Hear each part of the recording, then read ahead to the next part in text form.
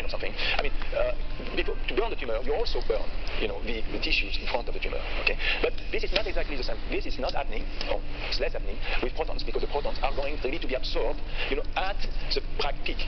Okay, and mainly, and you can adjust this Bragg peak as a function of the energy of the protons. So this is very exciting, and you can do also some nuclear therapy, nuclear diagnostics, and so on. Very, very nice applications, of CPA, nuclear medicine and pharmacology, and so on.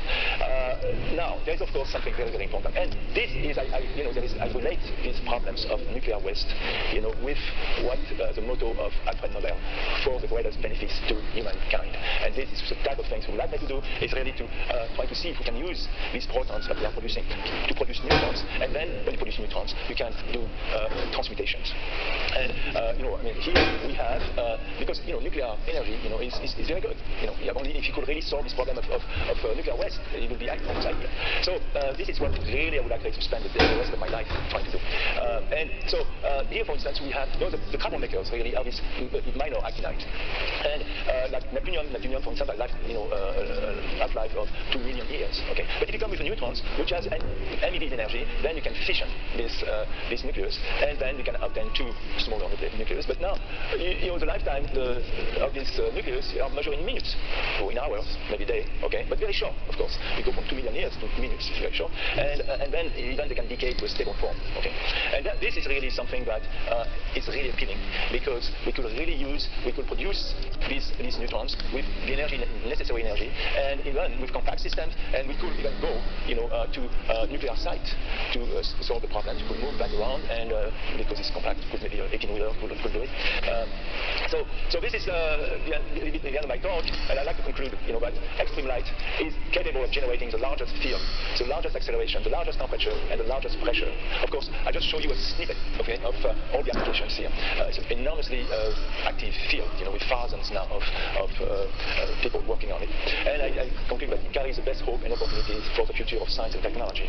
But just coming back to the question which was asked to Donna, how far could we go? Well, I think we could go very, very high. We are far from reaching the limit, and I'm convinced that the best is yet to come. Thank you very much.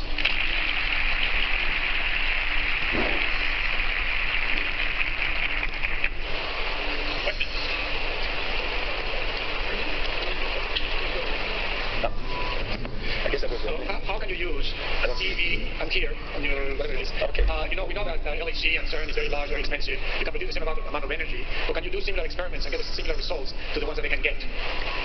Yeah, that's a plan. That's a plan. Of course, we have because it turns out that of course it's not just a question of energy, as you say. It's a question also of beam quality and brightness and so on. Okay. It turns out that we are there in terms of brightness. The beam are quite nice. There's a hurdle that we need to work on, and the one which is of course I would say maybe the most formidable hurdle is the rate. Of course, here, yes, we can really produce this giant pulse, TeV giant pulse, in 10 to the 23 or so watt per centimeter and so on. But the rate is still very weak. Okay. The reason why the rate is weak is because the material doesn't have the time to cool. Okay. Usually we're talking about glass, or we're talking about disaffari. They are not really very good conductor, except that in the case of disaffari, if you cryogenic it cool. But there is these problems of trying to now, after we get the high peak power to produce the electron, to produce the high repetition rate. Okay, so 10,000 Hertz, repetition rate, people are used to, and things like that. But we are getting there. We know how to solve this problem. This problem is an engineering problem. We know how to solve it, and so then we'll be back to the same type of. We will be able really to reach the same performances that LHC also. Yeah, much cheaper, right? And yes, much cheaper, and more compact. Because, as you know, unfortunately, because now you cannot do otherwise. I mean, the next one is 100 kilometers. Yep. So the civil engineering, problem of program like that are enormous. So it should be much more compact. Yes. We have a question. Okay, so do you think that your high-energy laser device can be used to further examine if the electromagnetic fields can distort the space or the space-time structure? Oh, absolutely. Absolutely. This is something I didn't have the time to evoke. But of course, we like the idea, we like to break down the vacuums, boil down the vacuum, these kind of things. And we should be able to go above the Schminger field. Particularly with the technique I showed you, where we are using X-rays. So far, we have been using visible light, to produce these high intensities. Now, the push, is we would like to use X-rays. And with X-rays, of course, you will be able, in principle, to focus the beam smaller, but also here you are going to have a shorter, and you can get higher field because you are, in a regime where the point of rotative force, is very high because you have a single cycle. Like I don't have quickly we should really go above the Schwinger limit. Schwinger field is not the limit. Okay, do you think that if you use the gamma ray will be better than the X-ray? Yeah, well, you have to produce it. You want to try? Of course, but I mean, you already are very pleased if we go to the X-rays, okay? Because squeezing 1 joule into X-rays, I mean, Roger will be.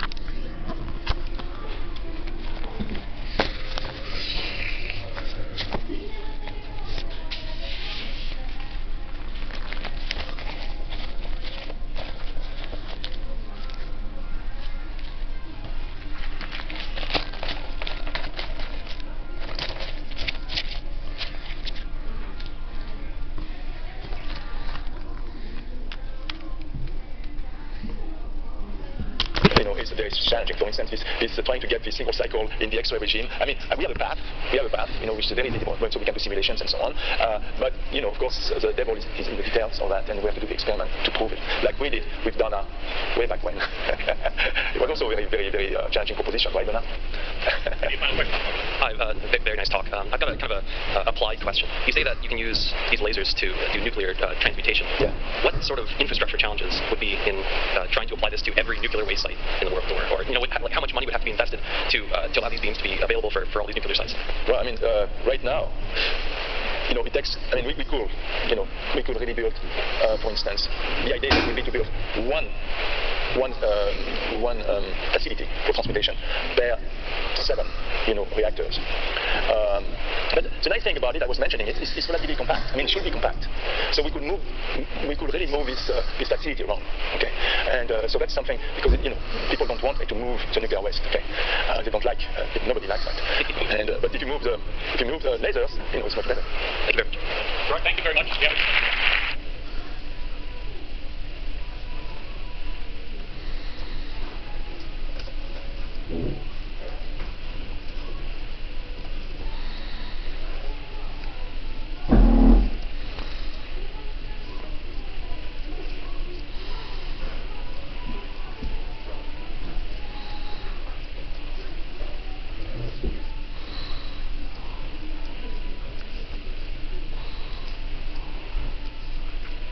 Okay, well, this has been a fascinating session, a lot of new technologies, and so for this last one, I have the obligation to introduce this, not hardly introducing it, I'm just sort of reviewing one of the great breakthroughs of science in technology and electronics, and that's the double heterostructure concept. Now, I'll explain what the double heterostructure is, but first I want to give credit, of course, to the people who invented this, and so the Nobel Committee finally gave the Nobel Prize in 2000. This is for an idea that was first published in 1963, so it's 37 years before they got around to honoring it, and it's certainly a very gigantic thing, which enables many different and in the USA. And Zoran Alferov, the Nobel laureate from St. Petersburg, he credits his co-worker, Rudy Kazarinov, for actually introducing him to the idea. Now, so I'm going to explain why do we need a double heterostructure and what great things does it do. So I fall back to chemistry, and in chemistry, if you remember it, you have 2 molecules, let's say the hydrogen molecule, and then when the 2 levels interact, they repel each other, and one becomes an anti-bonding orbital, and the other becomes a bonding orbital, and the bonding orbital is the chemical bond. Now, the problem is, if you have a dangling bond, that is to say, if there is no chemistry, then you're left with the original energy level and a non-bonding orbital, and it's right in the middle. Now, this difference between the anti-bonding and the bonding, we can think of it as being like a semiconductor band gap. So if all we have left is the non-bonding orbitals, this is a problem because it leaves energy levels right in mid-gap. So these mid-gap levels are the biggest problem in semiconductors because they can capture an electron and then they can capture a hole and then an electron and a hole. So in other words, they act as a catalyst for electron-hole recombination, which is extremely destructive to the function of a semiconductor. So it's a catalyst, but it's a bad catalyst. It's for something that you don't want to have happen. So we have to prevent dangling bonds as best we can. And so typically what happens at surfaces, this is the biggest problem in semiconductors. Let's say you have a fabulous semiconductor and it's very pure and it's structurally perfect and so on, but it has all these dangling bonds on the surface. So the surface is effectively completely loaded with defects relative to the volume. Now, if you're doing this at an interface, it's the same story. If you have an interface between 2 rather different materials, they won't necessarily line up, and you'll be left with lots of dangling bonds at the interface. So think of the dangling bonds as being an impurity. And even if you have bulk purity, which is very, very high, doesn't mean anything. It has to be chemically and structurally perfect, which means that no internal dangling bonds either. But it's the surfaces that are the most severe problem. So the history of electronics is a history of reducing the surface or interfacial defect density. And so you go back to the very first transistor of 1947, and back then the concept of an emitter and a collector really meant something. The emitter really emitted carriers, and the collector really collected carriers. And the base was really the base on which the whole thing was based. Well, it was very lucky that these first experiments were done on germanium, because germanium, although it has quite a few defects on the surface, it has fewer defects than other semiconductors, and by some stroke of luck, the defect density was just low enough that the electrons, or the holes in this case, could run the gauntlet outlet of all these defects and successfully make it over to the collector. And so that was kind of a lucky break that enabled them to invent, this is the bipolar transistor, which is actually infinitely more subtle than the field effect transistor, which was invented actually 20 years earlier. Now, suppose I had come along as a time traveler, and I would say, oh, folks, you're working on the wrong material. It's not going to turn out to be germanium. I'm going to give you the material of the future, and I hand them a silicon wafer. And if I would do that, I would have set back the progress of electronics by a huge amount, because this small density of surface, or relatively small density of surface defects on germanium does not exist on silicon, and it took a long time to get it to exist on silicon. So they would never have discovered the bipolar transistor, and the field would not have taken off, and we'd still be using vacuum tubes today. Fortunately, I am not a time traveler, so they went ahead and they succeeded with this. But the reason they succeeded is luck, is that it just happened that the surface of germanium had few enough defects. The great success then led people to figure out not just that you should oxidize silicon, but they figured out a recipe. And it took 20 years later, they finally had a recipe for oxidizing the silicon. You know, there are many ways of oxidizing silicon, but there's a specific way that leaves you with a very small density of defects. And in fact, if you do it right, and doing it right took 20 years to figure out how to do it, but you can get 99.999% yield of perfect non-dangling bonds, perfect covalent bonds at the interface between silicon and silicon dioxide. And every time you come up with something like this that gets rid of the defects on surfaces, it seems like you create a revolution in electronics. So I said germanium, of course, that was the basis of electronics for many years, and as soon as this was discovered, then silicon became the basis of electronics, and then eventually became the basis of integrated circuits and the basis of computing. So this little material science breakthrough is actually a big deal. Now, there are people who actually discovered the recipe, like Andrew Grove, went on to become the founders of Intel. And so it was rather a big deal. Now, I know some people who were there at Intel in the very early days, and they told me what it was like, that this was a well-kept secret. And what they did is when they reached this point in fabricating the integrated circuit, everybody was told to leave the lab and to go take a coffee break, and there were only 3 people in the company who actually knew the recipe. Okay, and so that is a little bit, well, that's exactly how it was actually back then. It was kind of a big secret. But now it's a well-known secret, because why? Because they have, in Silicon Valley, have bars, they have places where people meet after work, and eventually it leaked out. But the gentleman I spoke with from Intel from the early days, he told me thought that they kept the secret for about 10 years, and it appears maybe they kept it for only about 5 years before other companies came in. So this is a rather remarkable thing. So of equal amazing importance is another thing. You see, most of the good things come from accidents from nature. So there's an accident in nature that the lattice constant of aluminum arsenide and gallium arsenide is within 1/10%. So it's just an accident that they're so close, because the aluminum atom is a lot smaller than the gallium atom. Nonetheless, it just works out that they're within 0.1%. And what that means is that if you grow these layers, you'll get all the chemical bonds matching at the interfaces. And if they match, you'll have very few defects. You don't have 0 defects because the match is not perfect, but you could get about 10 to the 10 defects per square centimeter. And if I go back to the silicon, you can get maybe 10 to the 9 defects per square centimeter in silicon. These are very low defect densities, corresponding to extremely high probability of having perfect covalent bonds. So this idea of making a sandwich between a wider bandgap and a narrow bandgap solves the problem, because the electrons stay in their potential well, the holes stay in their potential well. They never see the external surfaces, and so you end up with what this technology ended up being the basis of optical communication, light emitting diodes, and solar cells, just like making a very good interface on silicon was the basis of our whole computer industry and computer sciences. So if you ask what does electronics really need, it needs a chemical yield of perfect covalent bonds with extremely perfect, maybe less than a part per million of defective bonds on the surface. Now, just to give you an idea of what's going on in sort of the relationship between electronics and chemistry, I like to tease the chemists, because the chemists are so proud they have so many big molecules, and they say, we have more molecules and bigger molecules than you have. And then I say, well, here is a silicon wafer. It's completely covalently bonded, and in principle, when I create an electron hole pair in the silicon wafer, in principle, the wave function occupies the whole wafer. Well, it doesn't really, but it occupies a very big area. And so in effect, each semiconductor wafer, you can think of it as a giant covalent molecule, as long as you don't have those defects present. So as you go through the periodic table of the elements, it just worked out this great accident. I don't think we should claim credit how brilliant everybody is, but you have gallium arsenide and aluminum arsenide just happen to have the same lattice constant. But then as the field developed, this particular chart is a very famous chart of all the lattice match semiconductors. You see there are quite a few of them that are lattice match that will different alloys. So it's very easy to replace gallium with aluminum. It's the same valence, so you can make an arbitrary alloy like that. And the semiconductor is perfectly happy. The interfaces are perfectly happy because they are lattice match. And you have quite a few elements too, so you go down to indium and so forth. So this covers everything from visible light emitting diodes to things that are in the infrared, for example, where optical fibers have very little absorption. So the double heterosstructure actually then, I'll show, it turns out to be the basis of all of these devices, and including, well, we have a semiconductor laser. This is the basis of long-distance communication, so we use it every day, even if we're not aware of it. The LED, the gallium nitride LED, we turn on lights on at home. The solar cell, well, there's some, at this point, there's a certain small percentage blend of photovoltaic energy when you use electricity, especially here in California and many other places. Okay, so let me sort of illustrate how the double heterosstructure helps in each of these cases. First I have to sort of show that. So this is the double heterosstructure. It's simply a combined potential well for electrons and potential well for holes, so that they're both trapped. Now, why is this useful for a laser? So to have gain in a laser, there is a requirement that is very easy to derive, that you need a lot of carriers. You need the electrons and holes to be very close together, and you don't want them running away. You don't want them recombining at surfaces and interfaces. So it's actually quite easy to prove that you need 2 times 10 to the 18 carriers per cubic centimeter, and that gives you gain. That's a lot of carriers, and you need both of them. You need both electrons and holes. So you create this potential well. That's the white layer in the middle, and that potential well keeps the carriers away from the surfaces, and that's the main requirement. Now, back in the early days, Herb Kromer, he was very proud that it also fulfilled the second requirement, and that is it created a slightly higher refractive index in the potential well, because it's a different material, it's gallium arsenide. It created a slightly higher refractive index, which created light index-guided mode guiding, and that was rather regarded as a big deal back in the early days. But we've already heard that we don't really use index guiding anymore. We have VCSELs, we have various ways of making optical cavities. So the real fundamental thing is just as in the other parts of solid-state electronics, it's keeping the carriers away from all those dangling bonds at the surfaces. So this is kind of a physics idea. It won a Nobel Prize, okay? But you use it every day. I assume everyone here is going to check their email in case something important came in. Maybe download some web pages, and you might call someone. And in all those cases, you will be using Herb Kromer's idea, which is quite amazing. I should mention something I was involved with, and that was introducing strain into the lasers. And the strain idea is very simple. If you have a normal semiconductor, the heavy holes and light holes are degenerate, and so the heavy holes dominate, and so the holes are heavyweight, the electrons are lightweight, and this is rather unfavorable for getting lasing action. But if you put a little strain on, you lift the degeneracy and you push the light holes slightly up, and then you're lasing to light holes, and this lowers the carrier density required for lasing, and it's very easy to get the strain. Let me go back a couple of slides to show that. And you can see that if you go vertically on this chart, you have no strain, but if you go slightly horizontally, so for example, if you have gallium arsenide with a little bit of indium, it changes the bandgap ever so slightly, and that gives you the type of strain that you need to lift the degeneracy of the light holes and the heavy holes, and thereby make the lasers work better. So almost all the lasers are now strained. So that's the benefit of the double heterostructure for the laser and for everyday life. I'll mention the light emitting diode. Here, the reason why you want a double heterostructure is you want to just keep the carriers away from the exterior surfaces, because you don't want them to go with the energy to go into heat. You want the energy to go into light. And indeed, gallium nitride LEDs can be 90% efficient. That's kind of a record gallium nitride LED. The more common ones you can buy probably in the for various companies you can buy for your home, 60, maybe 50, 60, 70% efficient LEDs. So the gallium nitride is quite amazing in this regard. And indeed, the efficiency is very high. It is amazingly high. And I will show you this film of gallium arsenide. I actually brought one of these films with me.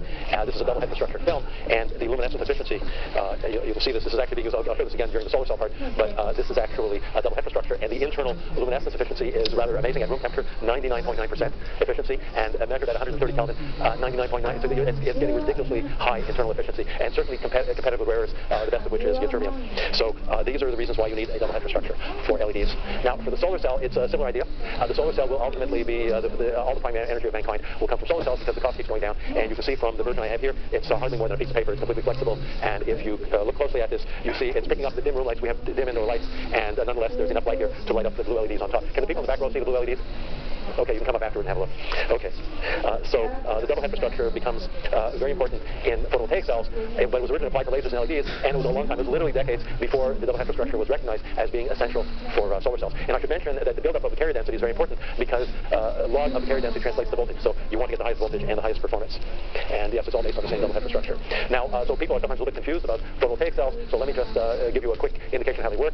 You have light coming in, you create electrons and holes, you want to keep the electrons and holes, you want to let them build up to high density, but you don't want them to see the exterior surfaces. And so the way people eventually the silicon with silicon dioxide, and you follow the exact correct recipe for growing the silicon dioxide, and then there are very few dangling bonds at that surface. And this is also a type of double heterostructure, in the sense you have a small band gap of silicon, but then you have a wide band gap on the outside of silicon dioxide. But people didn't think of it as a double heterostructure because the silicon dioxide did not conduct electricity. Instead, they made little pinholes in the silicon dioxide and brought out the electricity that way. In fact, all it takes to make a solar cell is then you have selective contact, so the holes go to the hole selective contact, the electrons go to the electron selective contact, and you got your voltage, and you have your current, and that's pretty much that's how you make a photovoltaic cell. Now, the electrons and holes being the same volume of space, nonetheless, I like to drive my physics professors crazy and tell them that there are two Fermi levels in a semiconductor, one Fermi level for the electrons and one Fermi level for the holes, because although they're occupying the same volume of space, they each have their own Fermi level, and that's what enables, it's that difference in Fermi level that enables you to get voltage out of a solar cell. So this is kind of amazing, having two Fermi levels in the same volume of space, which is, in my view, even more amazing than having two effective temperatures in the same volume of space. People used to get very excited when you had the nuclear spin temperature was different from lattice temperature, but having two different Fermi levels is even more amazing. Now, you notice in this description of the operation of a solar cell that it does not require a p-n junction, and that's actually true. There are many types of solar cells you dispense with a p-n junction. That's sort of optional. This is a model I like for the photovoltaic cell, is that you have a bucket and you have raindrops falling into the bucket. You want to build up as high a pressure head as possible, because that ends up being voltage, and the flow of water out of the bucket then drives a water wheel and creates work. So that's how it should work, but standing in the way is sidewall leakage, that's like surface recombination, and leakage out of the bottom of the bucket, that's like bulk recombination. And so the power is the flow times the pressure, and so you need both high voltage and a current flow. So this is a good analogy, and it also helps us to understand why we have to optimize the IV curve, and that is if we let the faucet send a lot of water out, then you'll get a lot of current but very little voltage. On the other hand, if you close the faucet so it's only going drip, drip, drip, it's not going to turn the water wheel, but you'll have very high voltage but almost no current. So you have to find a happy optimum balance between the two, and that's very closely related to thermodynamics, where you're always looking for a happy medium in thermodynamics. So let me mention the solar cell I've been showing is from a company that I co-founded with my colleague from Caltech, Harry Atwater, and it's all devices, and that is what I was holding there is the record solar cell, and the record, you have to send it off to National Renewable Energy Lab. It's 28.8% efficiency in one sun, and it's so close to ideal that it works even indoors. So this is the record, and the record, you can see it's kind of a big deal because for about 20 years the record didn't change, and then for a very brief period at the beginning of this decade, it jumped up by almost 4%, which is